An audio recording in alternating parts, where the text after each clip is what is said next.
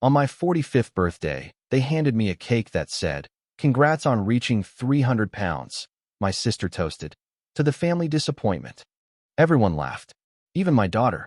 I took photos, grilled steaks, and smiled through it.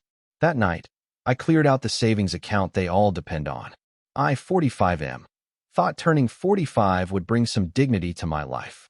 Instead, I got a birthday cake that destroyed whatever was left of my self-respect. The day started normally enough.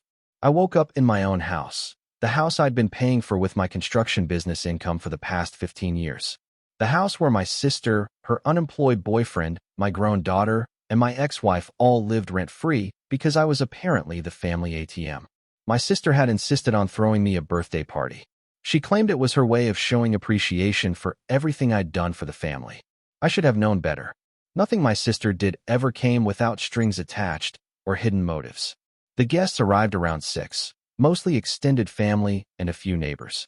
My daughter helped set up tables in the backyard while my ex-wife arranged the food I'd paid for. My sister's boyfriend lounged in my favorite chair, drinking my beer and complaining about how the government wasn't creating enough jobs for people like him. When they brought out the cake, I felt the air leave my lungs. Written in bright blue frosting were the words, "Congrats on reaching 300 pounds." The number was decorated with little hamburger and pizza slice decorations around the border. Everyone gathered around as my sister cleared her throat dramatically. She raised her beer bottle high and announced her toast to the family disappointment, gesturing toward me with a theatrical flourish. She went on about how I'd always been the odd one out, the one who chose work over fun, responsibility over adventure. The laughter started immediately. Cousins, neighbors, even my own daughter joined in. They all found it hilarious. My ex-wife was practically doubled over, wiping tears from her eyes. My daughter held up her phone, recording the whole humiliation for her social media followers. I stood there frozen, feeling every pound of weight on my body, every year of sacrifice weighing on my shoulders. I'd gained weight over the years, sure. Working construction for 12 hours a day, then coming home to handle household responsibilities while supporting 4 other adults doesn't leave much time for gym memberships or meal prep. But I smiled. I pulled out my own phone and took pictures of the cake, of the laughing faces, of my sister's triumphant expression. I thanked everyone for coming and fired up the grill to cook the steaks they'd requested for dinner. Prime ribeyes that cost me nearly $200 from the grocery store. Throughout the evening, I played the perfect host. I flipped steaks, refilled drinks, and listened to stories about everyone else's problems. My sister complained about her car payment, the car I'd co-signed for. My ex-wife mentioned needing money for our daughter's college textbooks. My daughter talked about wanting to take a spring break trip with her friends. All evening, I kept thinking about the savings account. The account I'd built up over 20 years of working overtime, taking weekend jobs, and living below my means while everyone else lived above theirs. The account that funded every family emergency, every unexpected expense, every temporary situation that somehow became permanent. After the guests left, I helped clean up. I bagged garbage, loaded the dishwasher, and wiped down tables while the others retreated to their rooms with satisfied smiles and full stomachs. My sister mentioned what a successful party it had been, how everyone would be talking about it for weeks. That night, I sat in my home office staring at my computer screen.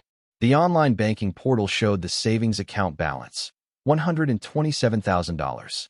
Money from selling my father's house after his death, combined with years of overtime pay and careful budgeting. Money I'd planned to use for retirement someday. I'd been supporting this household entirely for 3 years now. My sister moved in after her divorce, claiming she needed time to get back on her feet. Her boyfriend followed 6 months later. My ex-wife arrived during the pandemic, saying her apartment lease had ended and she couldn't find anything affordable. My daughter had graduated college but couldn't find work in her field, so she moved back home too. Every month, I covered the mortgage, utilities, groceries, car payments, insurance premiums, and miscellaneous expenses for 5 adults.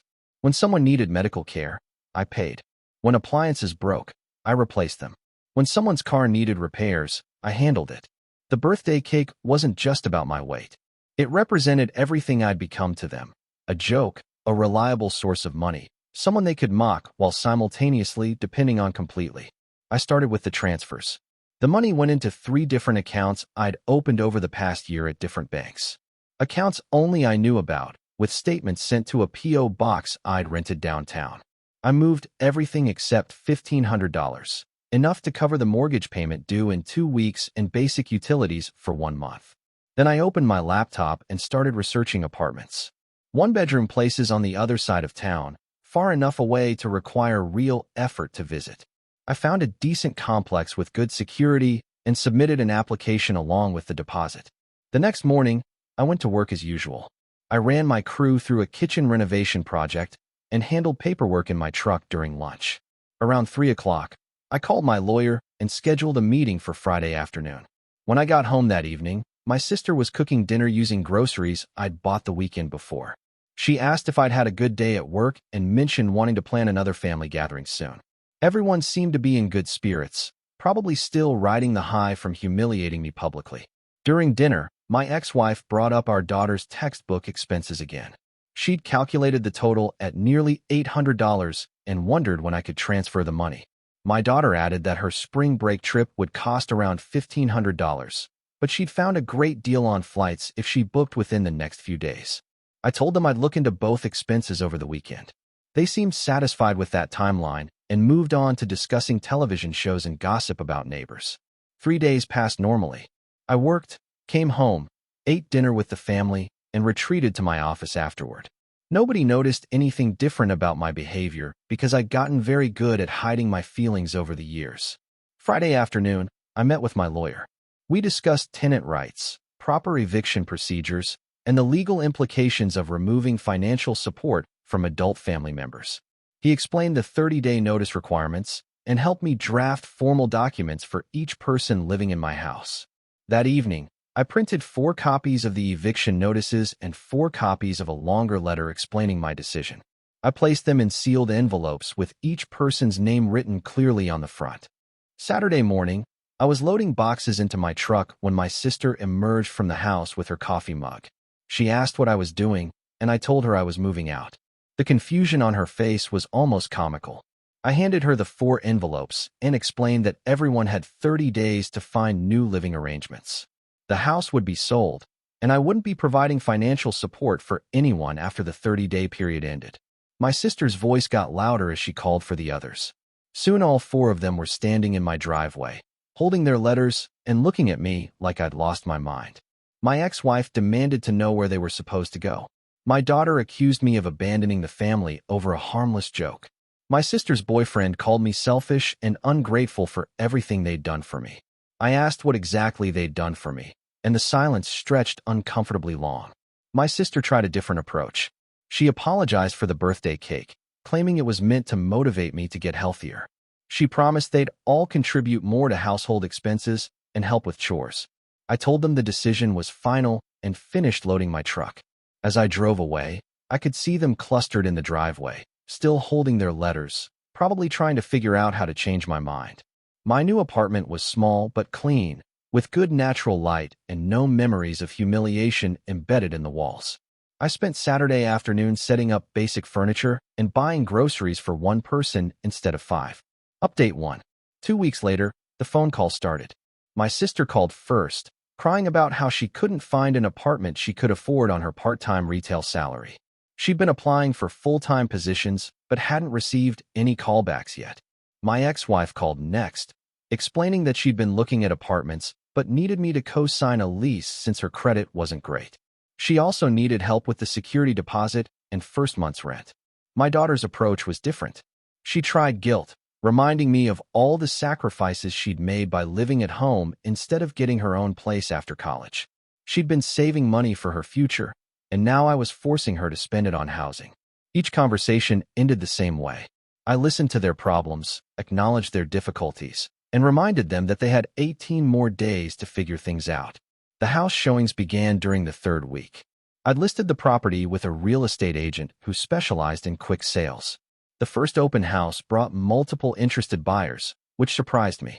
Apparently, my neighborhood had become quite desirable over the years. My sister started sending text messages daily. Photos of apartment listings with astronomical rent prices, screenshots of job applications she'd submitted, updates on her job search progress. She seemed to think documenting her efforts would convince me to reconsider. My daughter tried enlisting other family members to intervene. My cousin called to tell me I was being too harsh. My uncle suggested I was having some kind of midlife crisis. My aunt thought I should seek counseling before making such drastic decisions. None of them offered to help with housing or financial support for the 4 people I'd been carrying for years. Update 2. With 1 week left before the eviction deadline, I received a group text message. All 4 of them had found a rental house together across town. The rent would stretch their combined resources thin, but they'd managed to scrape together the necessary deposits and fees. My sister's boyfriend had finally found part-time work at a warehouse. My ex-wife had landed a customer service job that would start after they moved. My daughter had decided to take a job at a local restaurant while continuing her job search in her field. They wanted me to know they were doing fine without me and didn't need my help anymore. The group text felt like their attempt to prove I'd made a mistake, that they were perfectly capable of independence. I responded with a simple congratulations message and wished them well in their new living situation. The house sold faster than expected. A young couple with 2 children fell in love with the backyard and made an offer above asking price. The closing was scheduled for 6 weeks out, which gave me time to handle remaining details and pack anything I'd left behind. When I returned to collect my final belongings, the house felt different. Empty, but not sad. More like a weight had been lifted. I walked through rooms where I'd felt increasingly isolated and resentful, and now they just felt like rooms. I found a few items they'd left behind. A sweater of my sister's, some books belonging to my daughter, a phone charger that probably belonged to my ex-wife's boyfriend. I boxed everything up and left it on their new porch with a note. Update 3. 6 months later, I ran into my daughter at a grocery store. She looked tired but not unhappy. She told me about her restaurant job, how she'd been promoted to assistant manager and was actually enjoying the work more than she'd expected. She asked how I was doing, and I told her about my life. I'd lost 35 pounds without the stress of supporting 4 other adults. I'd started taking evening classes in business management to expand my construction company. I'd even begun dating someone, a woman I'd met at the gym who had her own career and paid her own bills. My daughter listened carefully and then said something that surprised me. She told me the birthday cake had been her idea, not my sister's. She'd thought it would be funny motivation for me to start taking better care of myself. She hadn't considered how cruel it would seem, especially in front of everyone. She apologized sincerely and asked if we could have coffee sometime to talk properly. I agreed, and we exchanged numbers. Over coffee the following week, she explained how the past few months had changed her perspective. Living independently, managing her own budget, and working full-time had made her realize how much responsibility I'd been carrying alone. She'd always assumed I enjoyed taking care of everyone, that it made me feel needed and important. She'd never considered that I might have my own dreams and goals beyond funding everyone else's. My daughter also told me about the dynamics in their shared house. My sister and her boyfriend fought constantly about money and responsibilities. My ex-wife complained endlessly about having to work full-time again. The independence experiment was teaching everyone some difficult lessons about adult life. But my daughter seemed different. More mature, more aware, more appreciative of things she'd previously taken for granted. She thanked me for forcing her to grow up, even though she'd resented it initially. As for my sister and ex-wife, I haven't spoken to either of them since moving day. I heard through my daughter that they blame me for their financial struggles and maintain that I abandoned the family during a difficult time. I'm okay with that perspective. Sometimes being the villain in someone else's story is the price of being the hero in your own. The money I'd saved is still growing in investment accounts, now funding my retirement and my own goals instead of everyone else's immediate wants. I've learned to say no without feeling guilty and yes to opportunities I'd been too burdened to pursue before. My 45th birthday taught me that respect has to be earned, and sometimes the people closest to you are the ones least likely to give it. That humiliating cake and my daughter's laughter hurt more than any physical injury I'd ever experienced on construction sites. But it also freed me from the illusion that being useful meant being loved, or that financial generosity would eventually be rewarded with genuine appreciation. I'm 46 now, and I celebrated this birthday at a nice restaurant with my girlfriend and 2 close friends I'd reconnected with after years of being too busy managing everyone else's crises. The cake was chocolate, and it just said happy birthday.